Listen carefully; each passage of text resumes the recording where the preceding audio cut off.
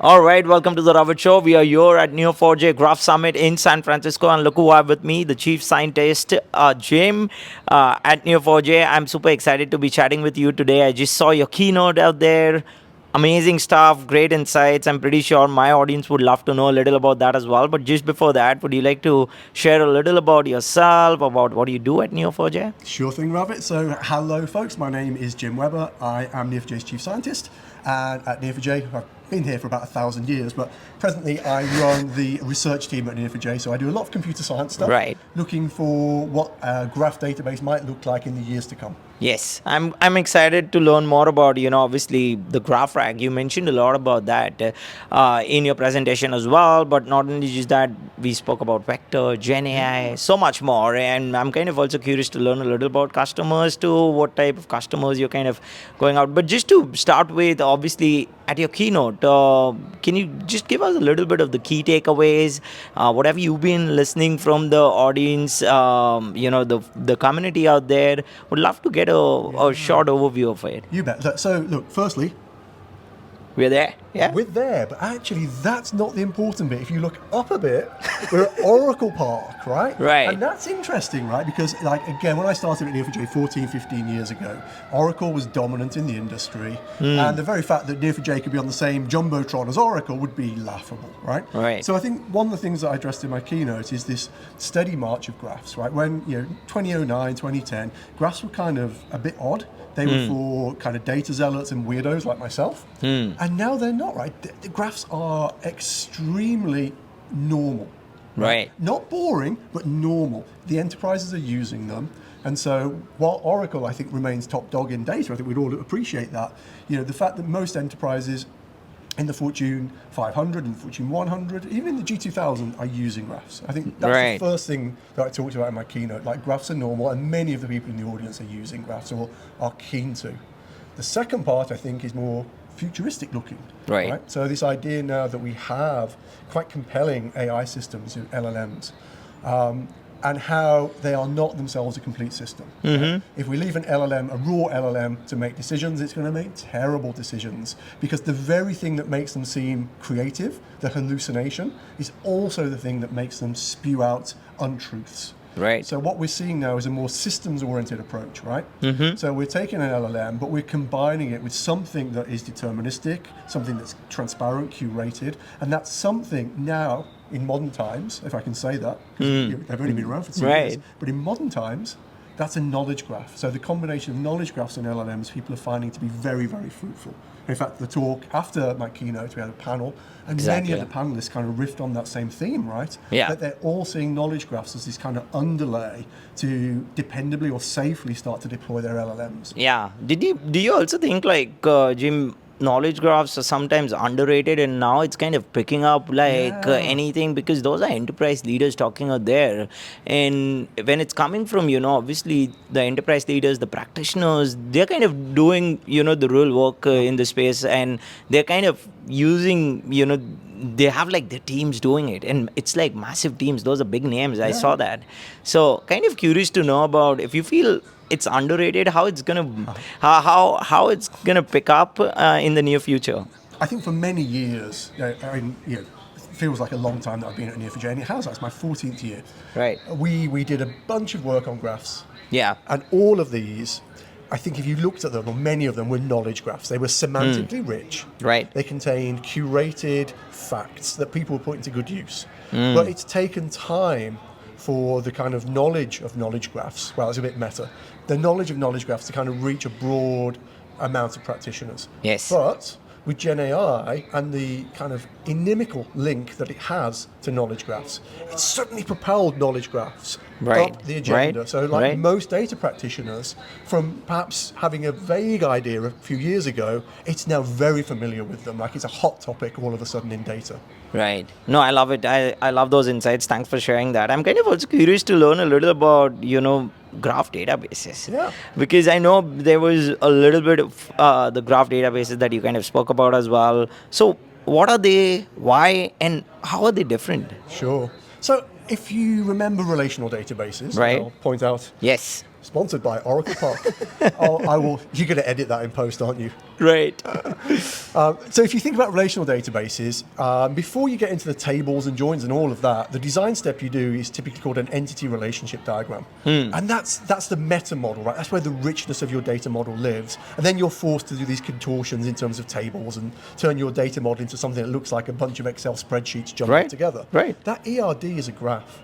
And if you could just express that more naturally, you could maintain its expressive power, not just at design time, but all the way through the life cycle of a system. Yes. And that's the essence of graph databases. We have this highly associative model where you can capture your difficult, complex domain in high fidelity and have that run the whole way through your system life cycle. It's a very simple model, right? Just nodes connected via edges or relationships to other nodes. It's a simple model, but it can capture domains in high fidelity, but it doesn't lose its humanity. Like you and I can use them without feeling suicidal. Right? They're pleasant models to use. Yes. No, I like it. I like how you've kind of explained that, and easier the better in the world that we are in. For data, right? Data's a complex thing, and if the machinery gets in the way, your data systems are going to be suboptimal. So the data system should help you to achieve amazing things with your data. They shouldn't be fighting you and forcing you to think about schemas or left inner joins or any of this deeply technical stuff that's the domain of true experts. Exactly. We want to democratize this and make sure that normal folks like you and I can have a brilliant experience with our data. Yeah, no, I love it. I'm kind of also curious to learn a little about, Neo4j's role as the category creator. How do you kind of take this responsibility, right? It's important, and obviously for you guys being in the graph space, it becomes very interesting for the audience as well, where I saw the manifesto as well kind of coming out, and there's so much more that you guys are doing. So how do you kind of keep up the pace, and what's like the next big thing that we can also expect? Oh my word, that's a bunch of difficult questions. So look, we're in a way fortunate that we're the category leader. Well, fortunate and unfortunate, right? Fortunate that we get first mover advantage because we were in super early. Unfortunate that we've had to kind of carry the category and kind of warm people up to it. Now the category is broad, right? There are household names in this category, which I think gives it legitimacy, right? If you can buy a graph database from Neo4j, who you've maybe heard of, but you've definitely heard of the hyperscalers who are offering similar capabilities, right? I'd have to say less good than Neo4j, but in the ballpark, as we're in a ballpark. So I think our responsibility as category leader, if there is such a responsibility, is to continue to help people, to educate people, to switch people on to the value of graph, so that they can build brilliant systems that deliver value to their customers. Yeah. I think those are fantastic insights, Jay. I mean, I'm kind of also curious to learn a little about, specifically about election graphs. Would you like to share something around that with our audience as well? Absolutely. How does that work? So one of the things that we want to be, aside from being a solid technology company, is like we live in the world that everyone else lives in. So we feel that we do have a level of civic participation. And over the years, we've expressed that through, for example, helping the ICIJ do their work on Panama and Paradise Papers and so on. More recently, the folks at the University of Syracuse over in upstate New York, they're working on something called Election Graph, where they're tracking the way that people are spending on socials through the presidential election here in the US, right? Which is, I think, internationally known as being like a fiercely contested election. There's some bitterness there, there's some soap opera, there's some politics. But ultimately, those folks are trying to make sure, or trying to at least observe, where money is being used fruitfully as part of a genuine engagement with the civic process, and where money is coming from where maybe it doesn't have such good intentions, so that at least we understand the nature of how money could influence democracy. Yes. No, I think that's something pretty important for the the audience out there as well. Those who are voting and it's citizens. Hard, right? Because if you think about, if I was trying to meddle with the democratic process, I can hide that, right? I'd set up a bunch of apparently disorganized organizations. And then behind the scenes, perhaps coordinate how they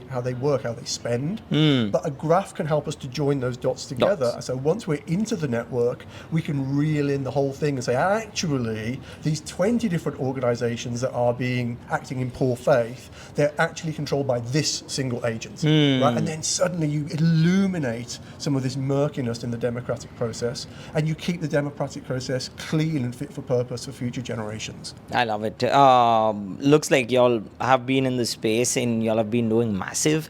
And with election graph, I'm kind of excited to see. If I get a chance, I would love to, obviously get more into the it and learn about it. So thanks for that, Jim. One last question for you about the future. So RAG graph, GraphRAG, and knowledge graph. How do you see the future? Where's it going? I think there are two futures, Right. And they're compatible. One is a kind of very straightforward future where the people working in graph tech continue to grind away at the technology. It becomes more mature, it encroaches more into the enterprise and beyond. And people embrace graph as a normal kind of hard-working part of your enterprise stack. Yes. On the use case side, the future is very much unwritten, right? If we were talking 2 years ago, we wouldn't even be talking about this incredible AI, GenAI journey that folks are now on. So I would be foolhardy as a scientist to try and predict that future. What I can predict is whichever way we go down that future, it's going to be unexpected and it's going to be profoundly exciting. Yeah, I can't wait, definitely, for sure. And super excited for it. And I promise this is the last question for you. And this is about if people want to reach out to you, learn more about things that you're kind of sharing. I know you have so much, you do so much research, papers as well that you all publish.